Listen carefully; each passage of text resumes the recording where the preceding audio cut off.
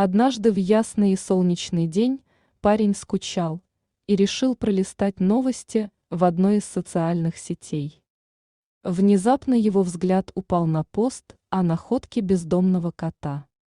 Стоит отметить, что Грант и его подруга Сара Надзаки давно размышляли о том, чтобы завести кошку или кота, но всегда откладывали это на потом. Через несколько дней Грант и Сара снова заглянули на страницу с котом. Оказалось, что никто не претендует на кота, и его можно забрать. Несколько минут обсуждения, и пара отправилась в Бруклин, чтобы забрать кота вместе с Эммой.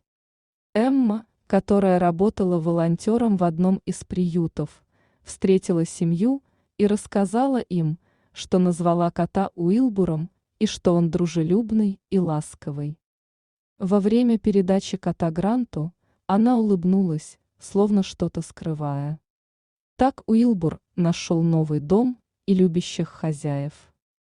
Вначале все шло своим чередом, кот постепенно привыкал к новому месту и нашел самую удобную спальню, которой оказалась кровать Гранта и Сары. По словам пары, Уилбур был веселым котом и любил прятаться под одеялом, чтобы потом выскочить оттуда неожиданно. Конечно, не все кошки такие веселые и не обязательно хотят быть на руках. Уилбур оказался очень воспитанным котиком и не приносил никаких неприятностей, кроме одного необычного и приятного.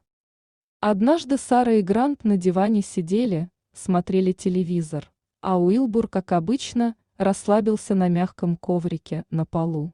В какой-то момент, кажется, кот захотел привлечь внимание или показать, что он хочет поесть. И вот, вместо того, чтобы просто сесть, Уилбур уселся на корточке, словно маленький человечек, только пушистый. Грант и Сара открыли от удивления глаза, ведь кот сидел весьма необычным образом. Уилбур мирно смотрел на своих хозяев, не понимая, почему они так удивлены. Пара решила, что, возможно, с позвоночником или костями лап у их кота что-то не так. И Грант начал искать информацию в интернете, чтобы узнать, что происходит с Уилбуром.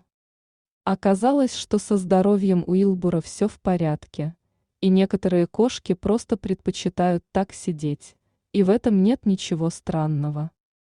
Это было забавное и необычное поведение, которое делало Уилбура еще более интересным и особенным в глазах Гранта и Сары. Если вам понравилась история, подпишитесь на канал. Всем добро, любите животных.